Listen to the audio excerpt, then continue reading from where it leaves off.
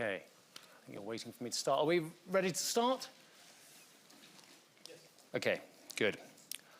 Thank you, all of you, for coming to this panel, which is being live streamed actually by CNBC as well, of which I am a multi-decade member of that organization as well. So a very large audience out there as well, and I'm sure live streamed throughout WEF as well. Look, this panel is called Clean Energy Superpowers. And Espen and the team here at WEF have thought a lot about where we want to go on this one as well, and what the desired result is in terms of what is an energy superpower.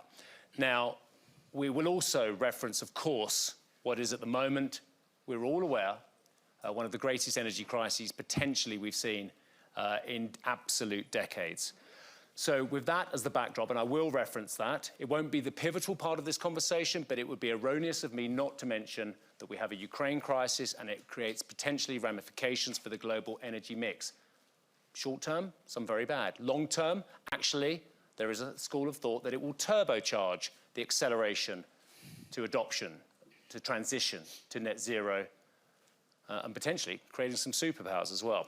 So what would it take for future clean energy superpower nations and companies to build resilient and affordable energy systems? That's where we're going. Transition is accelerated, propelled by the need to meet climate goals, some of which are not on target, and one of our panelists at least has some concerns about that, how we get there, what policy changes, what technology is needed as well. And as I say, this comes amidst an energy crisis. So implications for supply chains, raw materials, and historically, energy superpowers, of course, are fossil fuel nations. Which got me thinking to one more thought before I introduce you to this magnificent panel. And it really is a good and varied panel. We're going to get a great view on the world from this as well. Are superpowers actually desirable? When I look at the current energy, hydrocarbon superpowers, and literally I just had this thought earlier on as well, and I've spent 20 years going to OPEC meetings, speaking to those energy superpowers, I sometimes wonder, and this is not a slight on my friends who are those energy superpowers, have they created as many problems as they've solved? It is a live debate. Have they created a cartel? It is a live debate. I'm making no subjective comment, I'm just asking the question. Let me tell you who this most excellent panel is. To my immediate left, I'm delighted to meet for the first time His Excellency Hage Geingob, who is the President of the Republic of Namibia. And my goodness me, Namibia's got a plan. If it works, it will create Namibia into a superpower. But it's a long way from doing it, and I think the President would admit that as well. But if it works, it is a plan. They've got one or two aces up their sleeve, not least the fact that the weather's better than Switzerland and the United Kingdom. Then I'm joined as well by Teresa Ribera, who's the Deputy Prime Minister and Minister for Ecological Transition in Spain as well. And Spain is on the route already. It too believes it could be an energy superpower. It could be the battery superpower of Europe as well. Again, has many qualities that put it in a very strong position there as well. Then we have Henrik Andersen, who is the CEO of Vestas. And I've been thinking about the evolution of your company with Ditlev Engel, Anders Runevad, and now the excellent stewardship of the last 3 years, and 3 crisis years as well, of Henrik Andersen as well. Henrik is not shy in coming out of his views, so he will get involved in this conversation. Is Vestas already an energy superpower? Again, a hanging question. He'll say yes, but I might question him a bit on this one. I'm delighted to meet also for the first time Sumant Sinha, who's the chairman and MD of Renew Power India. Sumant is creating something quite special in India as well, an enormous renewable company, an enormous solar company as well. But he's got an advantage, and again, an advantage which we'll explore a little bit as well. He was a banker before he became a CEO. And the bankers who speak the language of renewables and renewables executives who speak the language of bankers, I think that is a really strong advantage to start off with. That's enough of me for the moment. You're unlucky, you'll get more of me. Now, look, if you want to get involved and you really hear something that really is burning and you disagree intently with, you're a smart, expensive audience, you paid a lot of money to be here. So look, get involved. I will take questions from the floor. I've been asked by the camera team to get you to stand up, tell us who you are, and then direct your question. It's as simple as that. You can wait to the end. I will give you a round at the end, but if you want to go earlier than that, and it's that burning, let's get involved. Let's make it interactive. And I've told the panel as well, if they also hear something that they want to get involved with, let's do it. The president of Namibia, I was reading last night an excellent piece you wrote, sir, for the World Economic Forum in October 2021 about the environment that you believe can be created by Namibia, a nation which has a very complicated energy mix, a mix that requires imports at the moment. But hang on a second, Namibia's got aspirations to turn that round and become an exporter of power, becoming potentially a Southern African energy superpower. Sir, do you want to share with us what your plan is? Well, the word superpower is frightening to me. I was a petitioner at the United Nations for a long time, and I also know that the whole world was supporting us to free our country. It's the last colony in Africa. Now, I also appeal to you that you are also going to support us as you are supporting us to be free, so that we can develop our country too. Now, I was just coming from another meeting where we were Saudi Arabian delegate and also from Norway, Prime Minister, and they were talking about that oil is still going to be here. We cannot say we're going to get rid of it. So I quickly jumped in to try to reassure them that we also discovered oil in Namibia from Total and also Shell. So don't worry about that. That's also going to be, and some people say, when you are talking about you are transitioning to the hydrogen, you know, how do you talk about oil still? It's no contradiction. The oil is going to be short-lived. Hydrogen is a long way to go. So throughout that progression, we want the world to join us. Already we have friends from Germany and Belgium and so on. But we are just told that we are having the possibility of green hydrogen. We're told it's the future of the world. So that's why Namibia wants to be a superpower, because we are tired of just being a small players. So join us. We are saying we are trying to invite investors, those who are interested in. We already gave some people a license upon request to offer what they can do, also involving Namibians. How are Namibians going to benefit from that? How are you going to involve the locals and so on? So that company yesterday they presented at our house what they will do. So it's true, Namibia is not a superpower, but we want to march towards next generation of energy. That's Namibia. Sir, I'll come back to you about green hydrogen, the challenges in a few moments' time, the financing needing, and the ability to get to scale on what is a very difficult technology at this stage. Deputy Prime Minister Ribeiro, apologies. This is the second time you've had to speak to me today. Thank you very much indeed for our earlier interview on CNBC. Look, just tell us about the Spanish plan as well. I've had the pleasure of speaking to you and Prime Minister Sanchez as well in the last 48 hours as well. Spain does have a plan as well, and it's not just for Spain, it is for the whole of Europe, you believe. But may I come first to this superpower definition? You absolutely may, yes. Thank you. Because I think that one of the most beautiful things about this transformation is that anyone can be a superpower. And this is an incredible difference from what we have been witnessing and experiencing up to now. But of course, probably this means being much more humble, much more balanced, and much more cooperative. And I think that this is also a beautiful approach. To my mind, what we need, and this comes back to your question, is to have a good understanding on the assets and the challenges that we have around us. So how we can combine these assets, this additional value that we can provide, how we can play with that, and how we need to identify the barriers, the difficulties to overcome them. So building a plan, as you say. Setting the conditions to facilitate this transformation towards those goals, so to walk the path of that plan, paying attention on how we can deliver. If we do not deliver, we do not become a superpower at any price.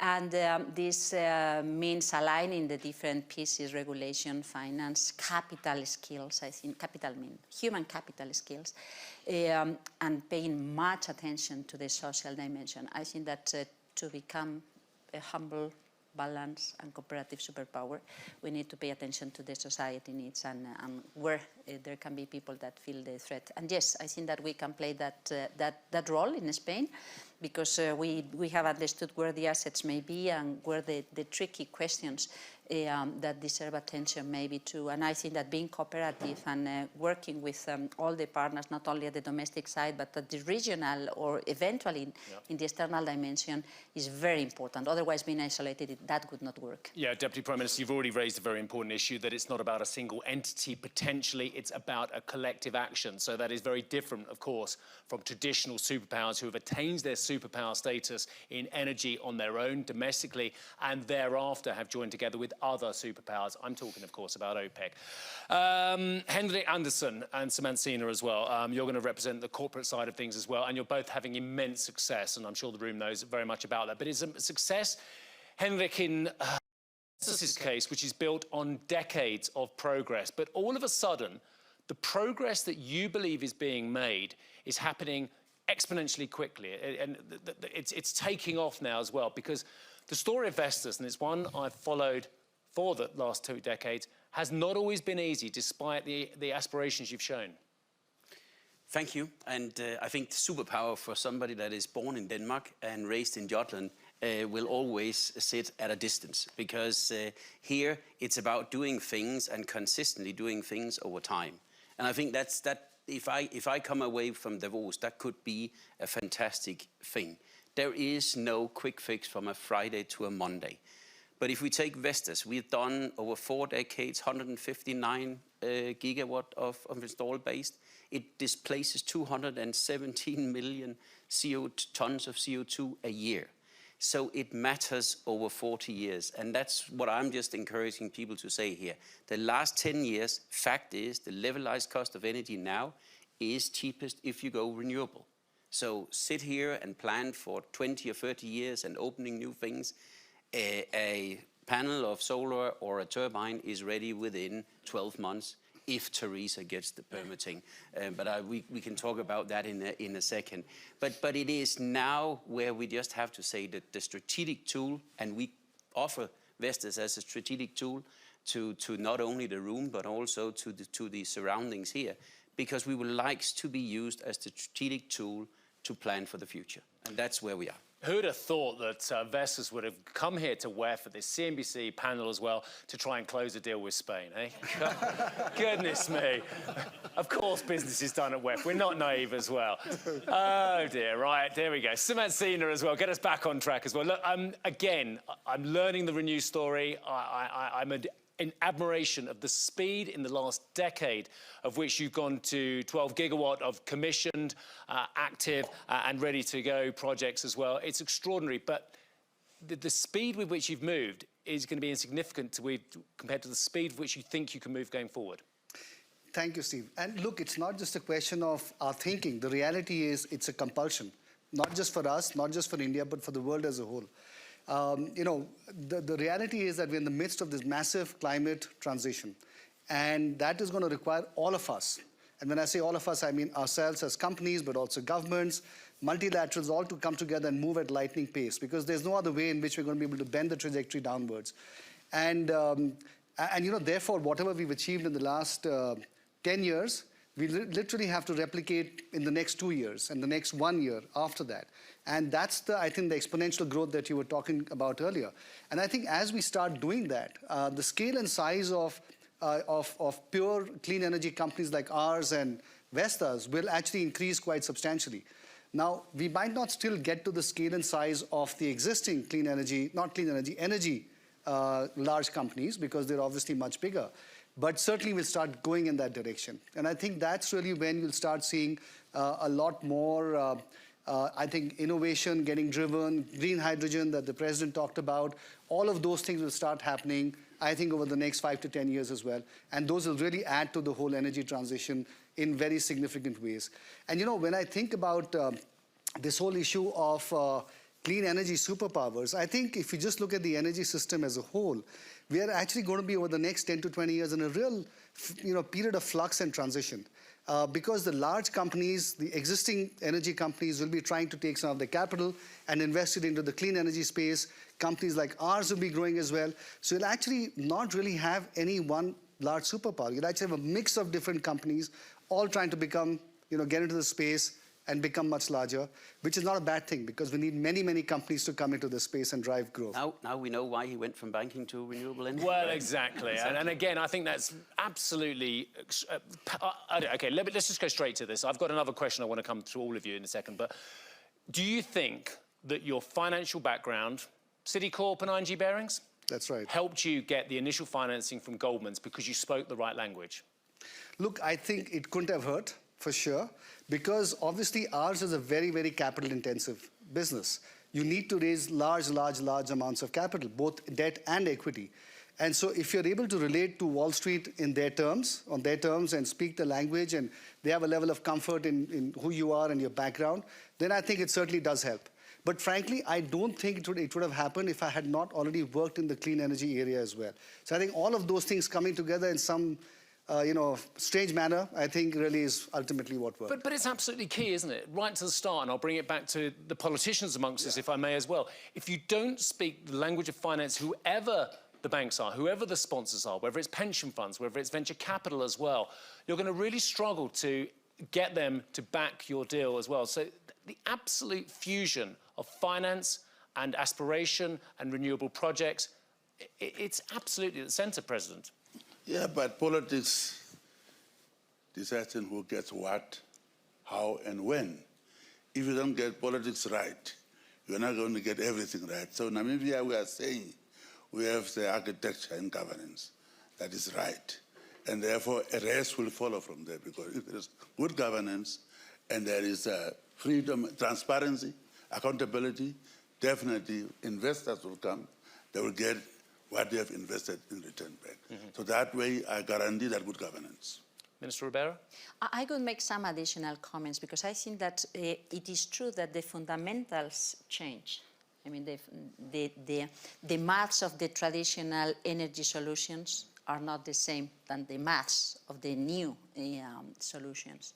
And it is also true that what we can call now new traditional energy, renewable energy solutions, so wind and solar, have been increasingly sophisticated. So it's not just anymore an amateur adventure or something which someone who is very activist on climate or environment that is trying to promote his or her own plant. It becomes industrial, it becomes a business, but it is not a financial product. So I think that we need to understand the change of the financial needs. We need to be very clear on the setting so that the regulation, the goals, the accompanying alignments do provide the right context. So to invest, this is why I think that we need to understand our assets and the main barriers. But the purpose is not to get I mean, of course, there may be people expectations on profits, but that's not the main perspective from the policy direction. You need to provide policy, the different. But from the backers, Minister, it has to be their rationale. They have investors, they have shareholders. But of course, and this is why we need to understand what it is behind, and it is not exactly the same than what it was to be. I mean, for the time being, or up to now, what we have been witnessing is big companies, and it could only be big companies because it was quite intense in terms of technology investment, quite intense in need of capital, and now there's an additional beauty on this is that anyone can be an electricity producer. But to get it at the right scale, you need also industrial solutions. So the finance needs to change, and the regulation is quite important in that context. So thank you for that. And by the way, I'm getting the first question through on Slido as well. So if you do want to remain anonymous and you want to get a question in Slido, by all means do that. And if you do want to get involved and ask a question from this audience, and apologies, I'm not ignoring you over here, by the way, then please do. Henrik, in fact, Suman, why don't you answer, and then I want to come back to Henrik, if I may. Yeah, look, to your point about capital, see, to me, I talked about the fact that we need all these solutions at massive scale, and that massive scale, apart from the right government policies, which we will leave the politicians to work out and fix for us, but beyond that, we need capital at massive scale as well, and that capital will only come in if those capital providers get the right commercial returns. So the reality is we need to find commercial solutions that work, otherwise you will not be able to channelize the trillions of dollars that we require. So whether we like it or not, that's the hard reality. Okay, you've taken me down another route and I can't not go there, so I'm going. Is the capital endangered, all of you, by the fact that all of a sudden money isn't free? Who'd have thought it, eh? After years of negative rates, and I can have that conversation with my ECB friends again if they want it, and at the Bank of England, at the RBI, and central banks around the world, rates are going up, albeit with the PBOC going in the opposite direction at the moment, but maybe that's a temporary thing. Capital is now going to get way more expensive. Liquidity may be drawn from sectors, and dare I say it, from certain growth sectors that never had that proven business model as well. Are things going to get tougher? Henry, why don't you come in on that one? When I listen here, I'm getting nervous because I wasn't entirely trying to do that. But we are getting into this, which still reminds me of when I left Glasgow end of last year, because everyone was celebrating, and I actually wonder what we are celebrating, because everyone said, "Oh, we got this great deal, right?" And we can all calculate what is needed to get to the 2 degrees max. Should we go for 1.5? Yeah, we could go 1.5? Do 1.5, we could do 1, and we could do whatever. Anyone could see what is actually happening when you got into the airport and added the numbers together. This is never going to hit the ferry. And this is the challenge, guys. It's going too slow. And whatever we are saying, and now we find, oh, interest rate has gone up, ooh, it's gone to 2.5, it's going to... Our least problem in the world is going interest rate from 0 to 2.5 if we don't get to grip with over the next 10 or 15 years to how to get back to climate and how we get back to this energy transformation. And it does go too slow. Do you blame our political masters? You know what? We need a full ecosystem getting this transformation done. So therefore, but I do strongly recommend that we know the facts, and then we stick to it.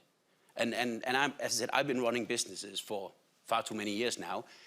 But when we have a business that is off plan, I always say this simple term: if the business is off plan and you sit there and it's getting a little tense, you say to the guy, so what's your plan to get back to that plan you had? And everyone goes, okay. And then we say, credible. I've never done the following, saying, are you off plan? So why don't we increase your target to the double and then go out and do well? Because at some point in time, you lose the connectivity. Okay. And here it is. EU, as an example. I come from EU, therefore I can say EU. EU had a target that was 32 gigawatt in 21. How much did EU put up as renewable wind in 21? Well, I know, because you told me beforehand. Exactly, 17. So are we doing half good? No, we're doing half bad. We could have done better. Did you want to address one of the ministers responsible for the ecological transition? No. She's a friend. The one doing well. I know you want to clinch the deal later on, but do you No, but I think that, well, yes, I think that there are many things that have been said that are very important and are contributions to the comprehensive understanding. I think that, yes, the cost of capital is very important. The setting and the credibility of the setting is very important. So the risking and understanding what all of that means. The technology and the raw material costs, so to identify where the new challenges may be, which are very important. The social support, I'm absolutely convinced of the importance of the social support for this transformation. And the other thing which I find it is very important, it is true, we are not yet at the right speed, so we maybe needed to multiply by 3, and for the time being we have multiplied by 2, so the gap is increasing. This is not either a progressive line, so we need to kick off and to speed up. And it's true that you can get nervous, because we all get nervous because of the challenge in this transformation. But I think that, as I said, this is not anymore an amateur business. This is increasingly a very sophisticated and increasingly good performing business. And I think that it is important to create that context. And my comment again, once and again, is that it's not only that you need a society being supportive of this transformation, is that you need the right skills. So one of the bottlenecks may be rare earths and materials, and I don't know how many other things. But the other very important bottleneck is to have the capacities to produce, update, invest in innovation, in improving the performance, and so on, and so on, and so on. And this implies financial service, industrial capacities, and the combination of all these solutions. So I think that nice challenges I'll just come back to push this. forward. Henrik, go on very briefly. Just a short one, because I actually think 10 years ago, we wouldn't have dared raising the voice. Because in 10 years ago, we would have asked governments, Theresa, for subsidies to run the solutions. Yeah. So in reality, over 10 years, we have reduced levelized cost of energy with 2/3. So the solutions are here. They're effective. They are measured like for like. They can give you the strategic tool, and you don't need to compensate anywhere. So actually, we are building permanent jobs, and we are solving an electricity price. And there's only one thing to get the electricity price back, is more supply. Yeah, but let me just get a comment from this from the President. President, you've been listening intently about the arguments about collective action, about financing, about the slow pace from some political entities as well. I think the EU was accused there. What's going to get Namibia to base camp on this as well? What's the next stage for you in what is a very ambitious plan? As I say, I've been reading in about it as well. It looks fantastic, but what do you need to happen now? Well, we have already those who are showing interest, those whom we know, those who also were for us for a long time, like Germany. German government is very much interested. They have already released about 40 million euros so that we can start with training of our people, establishing the institute that will deal with the hydrogen studies, and also for us to start to amend our laws so we can also have relevant laws. It's a new area for us. So because of that support we are getting from a big country like that, and Belgium is also already involved too. I met the Prime Minister of Holland and Belgium. They are also both interested with our harbor and so on. So I think, given that connection that I have established already earlier this year, I am hopeful. Sir, and I'll come back to you on this one more time, because I think it's very important to make this a whole world debate. Let's not just make it about the rich Western world as well, the developed nations as well. Am I right in saying there is a statistic that less than 50% of the Namibian population has access to power? So we're asking Namibia to give those people power without having hydrocarbons first. We're leaping past the Industrial Revolution of 200 years that many Western countries had the luxury of having as well. Is that statistic right? If so, it's an incredibly bold step to go from no power, missing out hydrocarbons, and straight to renewables. You see, when you are a latecomer, you don't have to reinvent the wheel. You leapfrog. We are doing that. Yeah. Okay, sir. Look, we have questions already, and I don't know if it's... Are you both asking separate questions? No. Separate questions. All right, well then I'm sorry. I mean, it's maybe sexist of me, but I'm going ladies first. If you could stand up and tell us who you are. The microphone is coming over.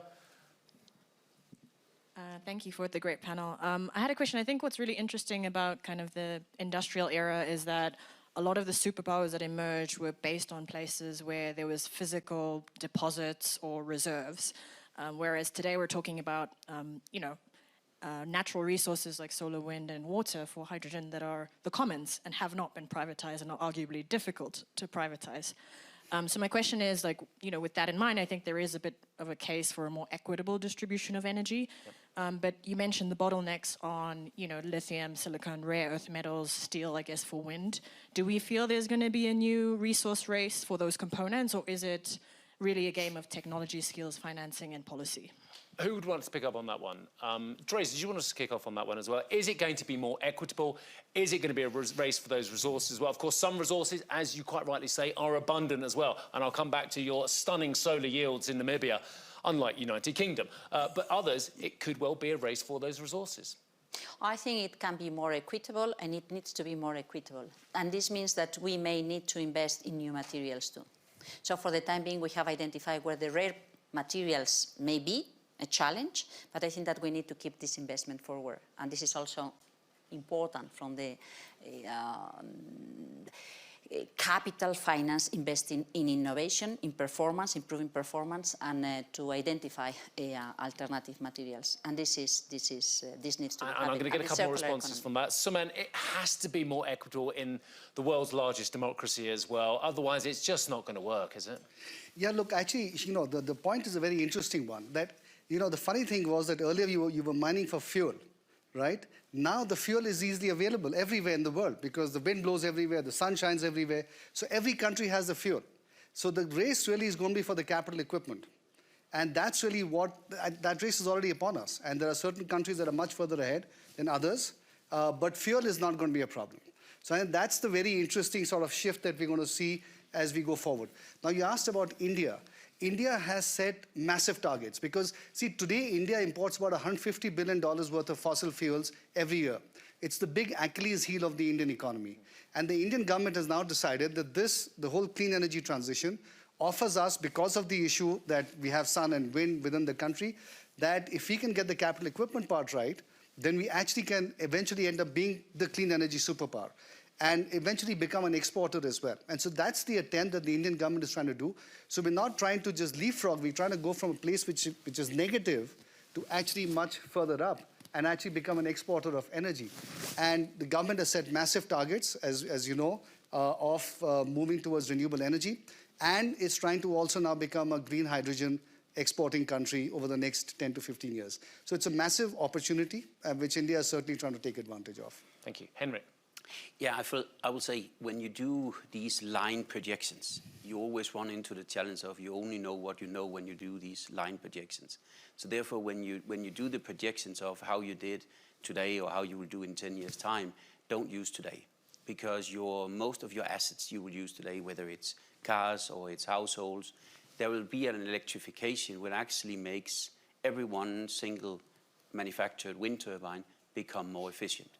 And if I can just give a fantastic example from which is in the planning, and I'm sure Teresa sitting here and being a bit inspired, she will probably permit that pretty soon. But if we take in Spain, we have one of our factories in Spain, and I love coming there in Damiel and seeing how we make the blades. It has been there for a long time. Blade has gone more technical, everything else. These turbines will come up. There will be electrolyzers next to it.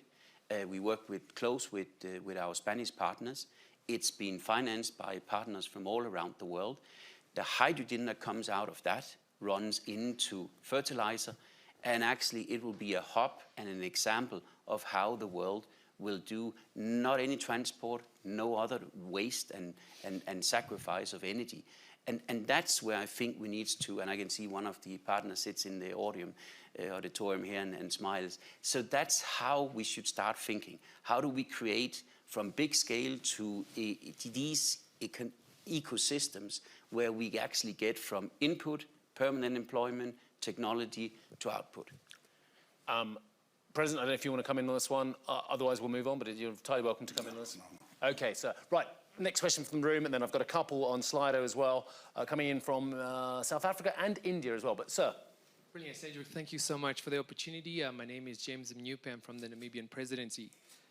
Finance is absolutely critical. So I'm biased from an asset management background, and I work for the president as his economic advisor. Yesterday, Namibia launched a blended financing platform called SDG Namibia One, a concept we learned from our Indonesian colleagues in Southeast Asia. In our preliminary analysis, a 1% move in the cost of capital can change the levelized cost of ammonia from our calculations by at least $30 a ton, right? So it is absolutely critical for Namibia to be able to mobilize very cheap concessionary capital. Our 10-year bond yield is about 11%. Okay, the US Treasury, they can issue at 2%. We still have to hedge the 11%, right? So yesterday we launched this platform, and the call to action from the world was, we speak a lot at COP26 about $100 billion, right, that needs to go to developing nations to help us decarbonize. Now we want to help you decarbonize as well. So how do we take the concept, and we can start obviously with Prime Minister Ribera, how do we take the concept that we launched at Davos yesterday to a kitty that is full of a few $100 million or a few $1 billion at COP27 and make a meaningful announcement of a partnership between developed and developing nations to decarbonize Namibia, the Southern African region, and of course Europe. And to just give you a practical example, we launched, or we spoke about our environmental investment fund yesterday, which is a GCF accredited institution. So we do have the mechanisms to absorb that capital. Okay. Thank you. Yeah, and I'll just add to that. If you're Namibia and you're paying 11% finance compared to, as you say, a developed nation paying 2.5%, that 100 billion doesn't go so far, does it? When you're paying such a large amount of interest as well. I won't come to you on this one, bearing in mind that that's one of your colleagues from the Namibian presidency. It would all get just a little bit too cozy on that one. It was directed Do you think they coordinated answer and question here? So it was a kind of pre-agreed Q&A, yeah? I think they were directing that one at you, Deputy Prime Minister. I think that you have mentioned many very interesting things. I think that it's true that the cost of capital is absolutely key. It's true that the international finance approach should be thinking not only on grants and loans, but also how to de-risk investments and what share of public funding goes what for, and what share of private or development banking loans should go what for, including the industrial capacity building and so on and so on. Additional to that, I could add other comment that you have made before, which is a discussion back home in Spain. So the production of renewable energy requires land or water, but it is installed somewhere. Is there any question mark on how we prioritize what this land is being used for? First electricity, then green hydrogen, first domestic, then exports. I think that this is also very important when, especially when I guess that the main goal is to ensure prosperity for your own society. So I think that this type of question marks are there on the table, and it is not easy solutions because, okay, I export a little bit and then I have some finance to do other things. But these are the type of quite obvious and reasonable question marks that we are all trying to figure out, because the system is changing dramatically. Even if it is slower than what we want, it is faster than what we have the capacity to foresee and to orientate and adapt, including all the aspects, services, skilling, finance, and land use organization. So I think that the change of views and the capacity to discuss and to learn from others is also very important. All of a sudden, the clock must be wrong. We've got less than 9 minutes. So I'm going to move things along fairly swiftly. So I'm going to ask the panel, as wonderful as you are, and as long I've got nothing else to do, but I'm sure some other people have, if we can have shorter answers as well. Suman, you've got to answer this one as well. Yeah, so very quickly, see, we need trillions of dollars of investments, right, across the whole world in areas where there are sovereign risk issues, there are FX issues, there are first loss guarantee issues, there are PPA offtake risk issues. All of this needs to be de-risked. Now, who are the best people to do that? It's really the multilaterals, because they're the guys who have a mandate to do this. But if you ask me right now, I just don't think they're moving fast enough, because they don't actually have that mandate from their bosses. So we need various countries in the world to come together and say, you multilaterals, now stop lending, stop using a balance sheet to give $100, $200 million to project financing. Just start doing these kind of blended finance products to crowd in the private sector capital. So we really have to do something of that nature to really get the capital that we require. And that's really where we need leadership from the politicians to mandate the institutions to just only do this. And if by COP27, if they can get together and tell the IFC and tell the other, their own lending agencies that that's what they have to do, I think that would be a massive move and step forward in actually helping us decarbonize. Thank you. I don't want to ignore Nazarene in Durban and Abhishek in India as well. I'm going to put your questions into the final question as well, if I may, because I think they're asking about what needs to be done now and what model is going to be the best. But that would be more a generic question. I'll come to at the end. A gentleman in the front row here has a question as well. I don't know if we can get a microphone to him. Thank you very much indeed. And again, for the cameras, they want you to stand up. Well, Niftigov, founder and CEO of Zero Avia. We're a hydrogen electric aviation company. And I wanted to follow up on the clean hydrogen points. So to me as a physicist, it's pretty obvious that we decarbonize the electric grid, then use electricity where we can, use the batteries where we can, and then it comes to clean hydrogen. All the hard-to-abate sectors, like my sector in aviation and the others, will benefit, and that could be easily 25% of the world's energy budget. So are we doing enough there? And back to your point, Mr. Anderson, we have 9 years. Are we doing enough? Clean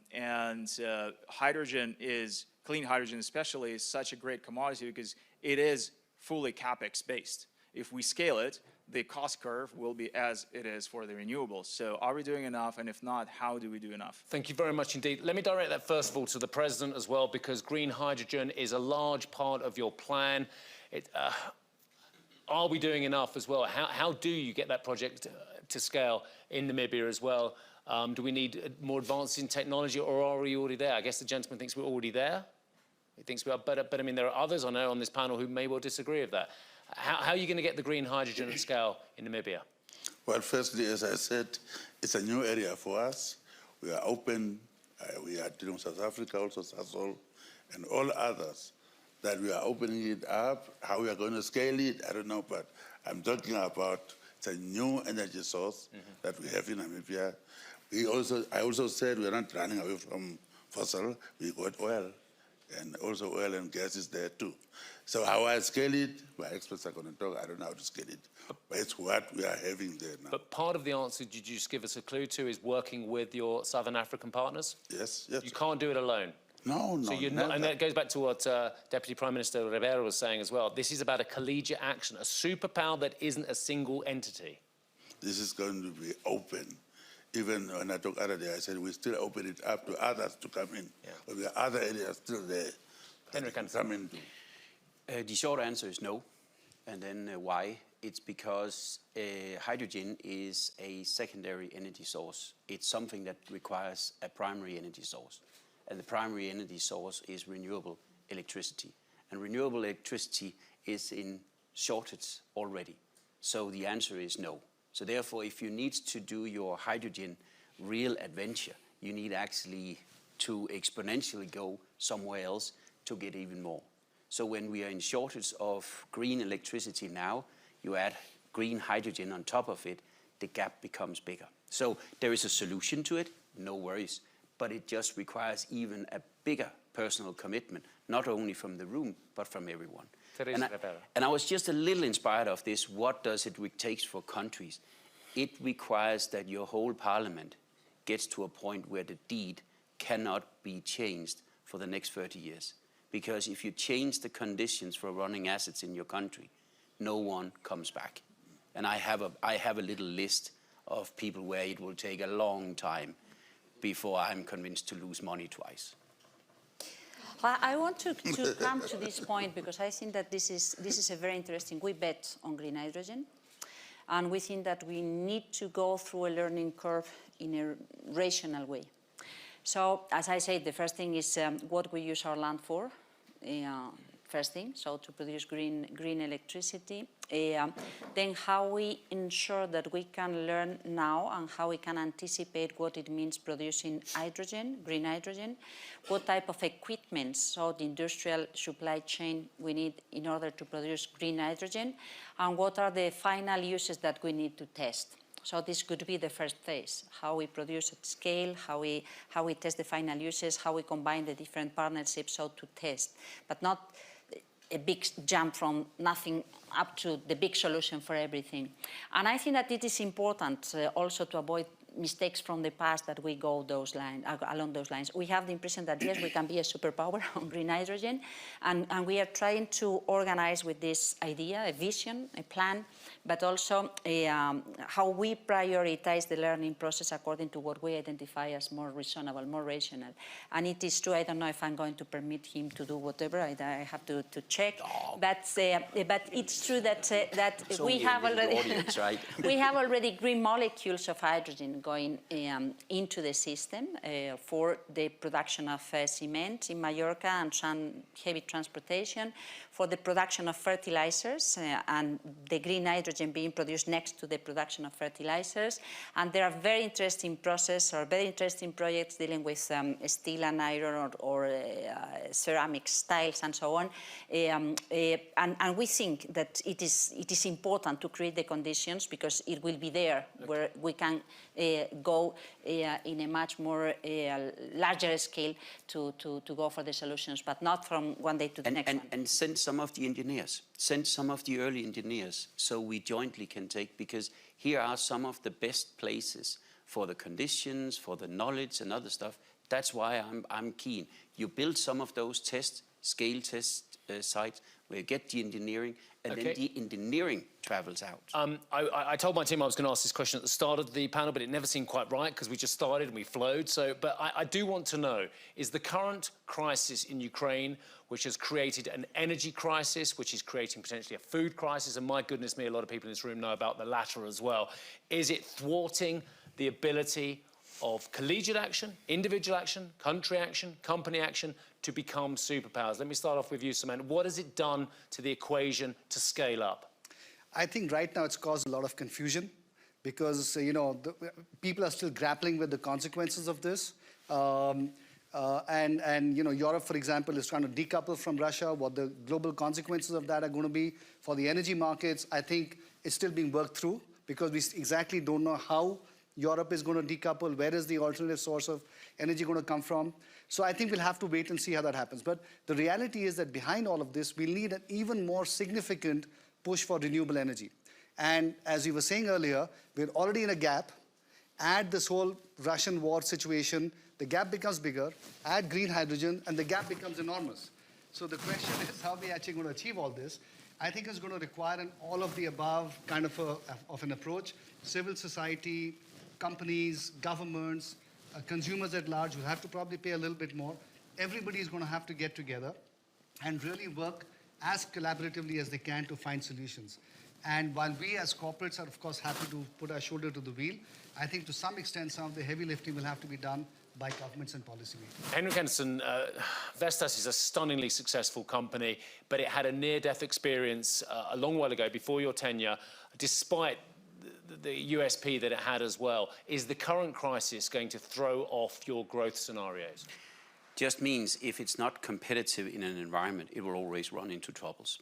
That time is over. So therefore, if we cannot have the energy transition was speeded up due to the climate, which it wasn't, if it doesn't get speeded up now due to the energy crisis combined with potentially a food crisis, combined with a security crisis, guys, it's not going to get done. So I would much rather just refer to it. Steve, if it doesn't get done with those four, I don't know what is needed to get it done. Yeah, and we've already seen the contention between what the EU has said it's going to do and what it's actually doing between yourself and Henrik already. But in terms of turbocharging the growth to, and again, I'll use the word again, superpower status for Europe, for Spain as well. This is the great opportunity, isn't it? Absolutely, and we are convinced that we need to take this opportunity as it is being perceived.